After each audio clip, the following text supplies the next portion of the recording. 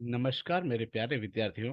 मैं अरुण सिंह हिंदी अध्ययन की इस कक्षा में आप सबका स्वागत करता हूं।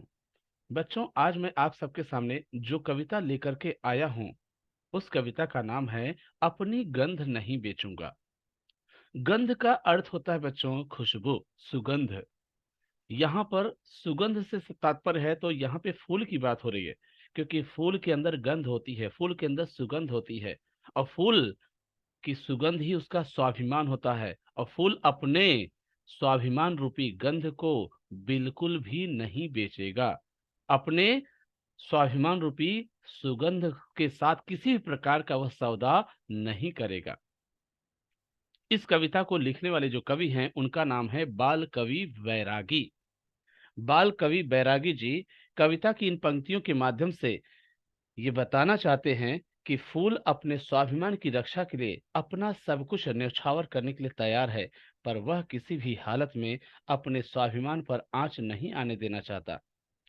जिस तरह मनुष्य अपने स्वाभिमान के लिए मर मिटता है, उस पर आंच नहीं आने देना चाहता है, उसी प्रकार यह फूल भी अपनी रक्षा के लिए समर्थ है। उस पर किसी प्रकार की वह आंच नहीं आने देना चाहता है। बच्चों, एक और चीज इस कविता से हमें सीखने को मिलेगी कि कविता के द्वारा यही हमें सीख मिलेगी कि फूल के जीवन में कितनी भी कठिन से कठिन परिस्थितियां हो, वह उन परिस्थितियों में भी वह अपने स्वाभिमान के साथ सौदा नहीं करना चाहता है, स्वाभिमान को बेचना नहीं चाहता है। उसी प्रकार मनुष्य को भी अपने जीवन में कठिन से कठिन परिस्थितियों में अपने स्वाभिमान को नहीं बेचना चाहिए। यही सीख हमें इस कविता के माध्यम से मिल रहा है। चलिए कविता की तरफ बढ़ते हैं। फूल कहता है, चाहे सभी सुमन बिक जाए, चाहे ये उपवन बिक जाए, चाहे 100 फागुन बिक जाए, पर मैं गंध नहीं बेचूंगा, अपनी गंध नहीं बेचूंगा। सुमन का अर्थ होता है फूल,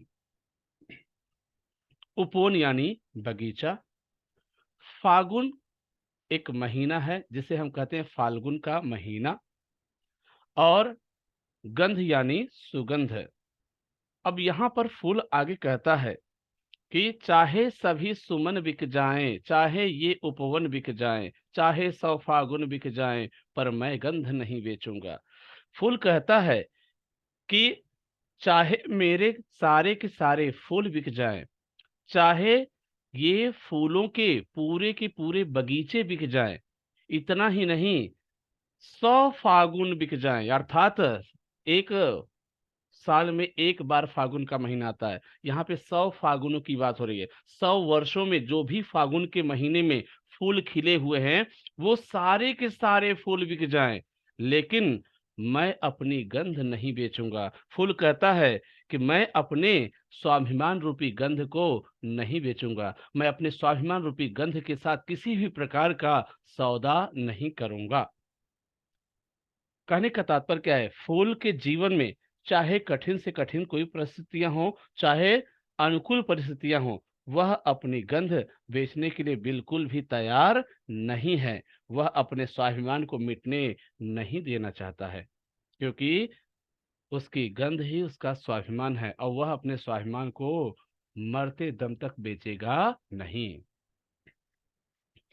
आगे कहता है, जिस डाली ने गोद खिलाया, जिसको पल ने दी अरुणाई, लक्ष्मण जैसी चौकी देकर जिन कांटों ने जान बचाई, इनको पहला हक आता है, चाहे मुझको नोचे तोड़े, चाहे जिस मालिन से मेरी पंखुड़ियों के रिश्ते जोड़े। ओ मुझ पर मडराने वालों, मेरा मोल लगाने वालों, जो मेरा संस्कार बन गई, वो सौगंध नहीं बेचूंगा, अपनी गंध नहीं बेचूंगा, अपनी गंध नहीं बेचूंगा। अब देखिए यहाँ पे शब्दार्थ क्या है। कोपल यानी कोमल नई पत्तियां। अरुणाई का अर्थ होता है लालिमा या लाली। चौकी का अर्थ होता है रेखा। हक यानी अधिकार। मोल यानी कीमत और सौगंध यानी कसम, प्रतिज्ञा। बाल कवि वैरागी जी कहते हैं कि फूल कहता है कि जिस डाली ने गोद खिलाया, जिस कोपल ने दी अरुणाई। बाल कवि वैरागी जी कविता की इन पंक्तियों के माध्यम से कहते हैं कि पौधे की जिस डाल ने फूल को अपनी गोद में खिलाया था, जिन कोपल जिन नई कोमल पत्तियों ने उसे लालिमा प्रदान की थी, लक्ष्मण जैसी चौकी देकर जिन कांटों ने जान बचाई, और जिन कांटों ने लक्ष्मण जी की तरह पहरा दे करके, रेखा खींच करके उसे तोड़े जाने से बचाया था, उन्हें फूल कभी भी भूलना नहीं चाहता है। इन तीनों का उपकार वह भूलना नहीं चाहता है, क्योंकि इन तीनों का फूल के जीवन में एक ऋण है। उस ऋण को वह भूलना नहीं चाहता है। आगे क्या कहता है? चाहे जिस मालिन से मेरी पंखुड़ियों के रिश्ते जोड़े। आगे कब कब कहता है, फूल कह रहा है कि वह चाहे मुझे तोड़कर किसी मालिन को ही दे दे, तो भी मुझे कोई आपत्ति नहीं है, क्योंकि उसी मालिन ने मेरी सेवा करके मुझे विकसित किया। मेरे अंदर जो आज फूल खिले हुए हैं, इस मालिन की ही देन है। तो ये मालिन को चाहे ये तीनों तोड़ करके मेरे सारे फूल दे दें, मुझे किसी प्रकार की कोई आपत्ति नहीं, कोई ऐतराज नहीं है। आगे कहता है फूल, ओ मुझ पर मंडराने वालों, मेरा मोल लगाने वालों, जो मेरा संस्कार बन गई वो सौगंध नहीं बेचूंगा। फूल पर मंडराने वाली जो तितलियां हैं और उसका मोल लगाने वाले, उसकी कीमत को लगाने वाले जो लोग हैं, उनको बड़े स्वाभिमान भाव से फूल कहता है, उसकी सौगंध ही उसका संस्कार है, और वह अपने सौगंध रूपी उस संस्कार को कदापि नहीं बेचेगा। चाहे कुछ भी हो जाए, वह अपनी गंध नहीं बेचेगा। अर्थात फूल अपने स्वाभिमान रूपी गंध को बिल्कुल भी नहीं बेचेगा। आगे कहता है, मौसम से क्या लेना मुझको, ये तो आएगा जाएगा, दाता होगा तो दे देगा, खाता होगा तो खाएगा। कोमल भौरों के सुर सरगम, पतझरों का रोना धोना, मुझ पर क्या अंतर लाएगा, पिचकारी का जादू टोना। ओ नीलाम लगाने वालों, पल पल दाम बढ़ाने वालों, मैंने जो कर लिया स्वयं से, वो अनुबंध नहीं बेचूंगा, अपनी गंध नहीं बेचूंगा, अपनी गंध नहीं बेचूंगा। अनुबंध का अर्थ होता है समझौता। फूल आगे कहता है, मौसम से क्या लेना मुझको, ये तो आएगा जाएगा। फूल कहता है कि उसे किसी भी मौसम से कुछ भी लेना देना नहीं है, क्योंकि मौसम का काम ही है आना और जाना। एक मौसम आएगा, दूसरा मौसम खत्म होगा, और एक मौसम खत्म होगा, फिर दूसरा मौसम आएगा, क्योंकि मौसम का काम ही आना जाना। और आगे कहता है, दाता होगा तो दे देगा, खाता होगा तो खाएगा। दाता मतलब देने वाला।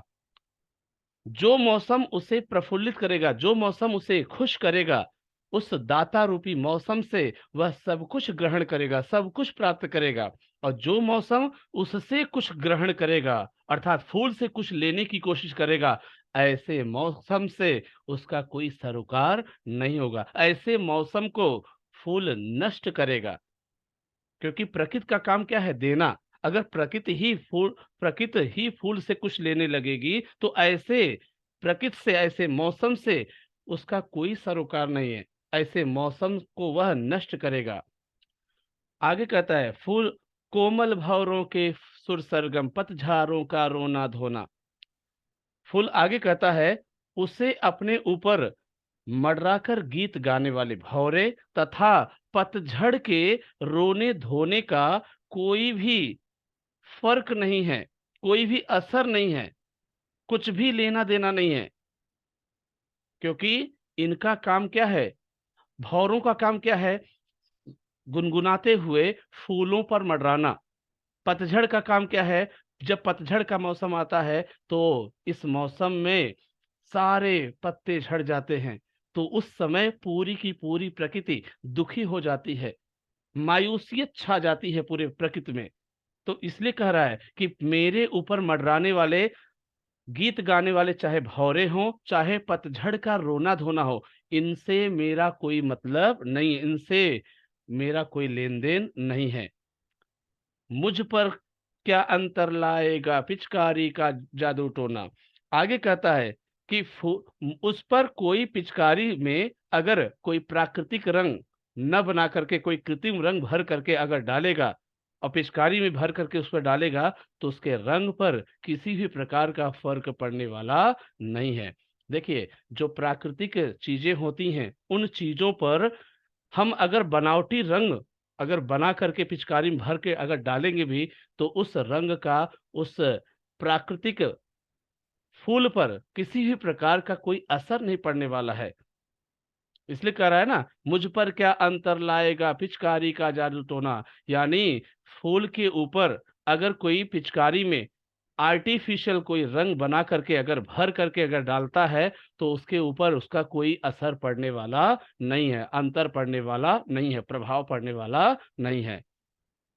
आगे कहता है, ओ नीलाम लगाने वालों, पल पल दाम बढ़ाने वालों। फूल आगे कहता है बड़े स्वाभिमान भाव से कि उसकी नीलामी लगाने वालों और पल पल उसकी कीमत को बढ़ाने वाले लोगों से कहता है, क्या कहता है? मैंने जो कर लिया स्वयं से वो अनुबंध नहीं बेचूंगा। फूल कहता है कि मैंने अपने आप से एक समझौता कर लिया है, और वो समझौता ये है कि मैं मरना पसंद करूंगा, मिट्टी में मिल जाना पसंद करूंगा, लेकिन अपने स्वाभिमान रूपी गंध को नहीं बेचूंगा। अपने स्वाभिमान रूपी गंध के साथ किसी भी प्रकार का मैं सौदा नहीं करूंगा। उम्मीद करता हूं बच्चों यहां तक आपको समझा होगा। और प्लीज अगर अभी तक आपने वीडियो को लाइक शेयर सब्सक्राइब नहीं किया है, प्लीज वीडियो को लाइक शेयर सब्सक्राइब जरूर कर दें और बेल आइकॉन का बटन जरूर दबा दें। आखिरी पंक्ति में, आखिरी पैराग्राफ में कहता है, मुझको मेरा अंत पता है, पंखुरी पंखुरी झर जाऊंगा, लेकिन पहले पवन परी संग एक एक के घर जाऊंगा। भूल चूक की माफी लेगी सबसे मेरी गंध कुमारी, उस दिन ये मंडी समझेगी किसको कहते हैं खुददारी। बिकने से बेहतर मर जाऊं, अपनी माटी में झर जाऊं, मन में तन पर लगा दिया जो, वो प्रतिबंध नहीं बेचूंगा, अपनी गंध नहीं बेचूंगा, अपनी गंध नहीं बेचूंगा। फुल आखिरी के पैराग्राफ में कहता है, मुझको मेरा अंत पता है, पंखुरी पंखुरी झर जाऊंगा। देखिए बेटा, इस संसार में कोई भी अमर नहीं है। आज हम हैं तो कल नहीं भी हैं। फूल का भी वही जीवन है। आज उसका विकास हुआ है, कल वह मुरझा करके खत्म भी हो जाएगा। इसलिए फूल कहता है कि उस मुझको मेरा अंत पता है, पंखुरी पंखुरी झर जाऊंगा। फूल कहता है कि उसे अपना अंत पता है, वह ज्यादा दिनों तक इस संसार में जिंदा नहीं रहने वाला है। उसकी एक एक पंखुड़ी, उसकी एक एक पंखुड़ी एक एक करके नीचे झड़ जाएंगे। आगे कहता है, लेकिन पहले पवन परी संग एक एक के घर जाऊंगा। अर्थात मरने से पहले मैं पवन परी के साथ हर एक फूल के घर जाऊंगा। और क्या करेगा? फूल भूल चूक की माफी लेगी सबसे मेरी गंध कुमारी। आगे कहता है कि मैं पवन परी के साथ हर एक फूल के घर जाऊंगा और अपने भूल चूक की मैं सबसे माफी मांगूंगा। मतलब अपने गंध कुमारी के साथ सब फूलों से अपनी भूल चूक की माफी मांगूंगा। अगर मेरे से कोई छोटी मोटी अगर गलती हुई है, तो मैं गंध कुमारी के द्वारा सब फूलों से माफी मांगूंगा। उस दिन ये मंडी समझेगी किसको कहते हैं खुददारी। मंडी मतलब होता है यहाँ पर बाजार, दुनिया का बाजार, दुनिया रूपी मंडी। कहता आगे, यह मंडी रूपी जो दुनिया है उसके स्वाभिमान से उस दिन अवश्य परिचित होगी। कैसे? कि जब मरना होगा इसे। जब वह मरने के करीब होगा तो वह मरने से पहले वह पवन परी के साथ सभी फूलों के घर जाएगा और अपनी गंध कुमारी के साथ सभी से अपने भूल चूक की माफी मांगेगा। उस दिन दुनिया रूपी मंडी जो है फूल की खुददारी से, फूल के स्वाभिमान से परिचित होगी। इसलिए आगे कहता है, बिकने से बेहतर मर जाऊं, अपनी माटी में झड़ जाऊं। फूल इतना स्वाभिमानी है कि वह बिकने से बेहतर मर जाना और मिट्टी में झड़ जाना पसंद करेगा। मन ने तन पर लगा दिया जो, वो प्रतिबंध नहीं बेचूंगा।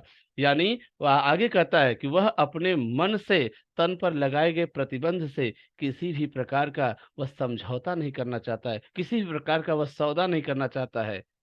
अपनी गंध नहीं बेचूंगा। और आखिर में फिर से वह कहता है कि वह अपनी गंध को हरगिज नहीं बेचेगा।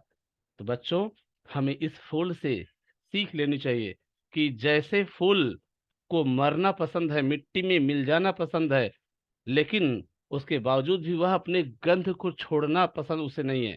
वह अपने गंध के साथ मरता है।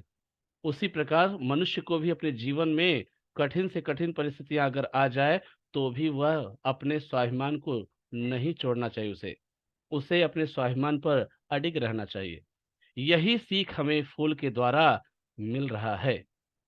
उम्मीद करता हूं आप लोगों को यहाँ तक कविता समझा होगा।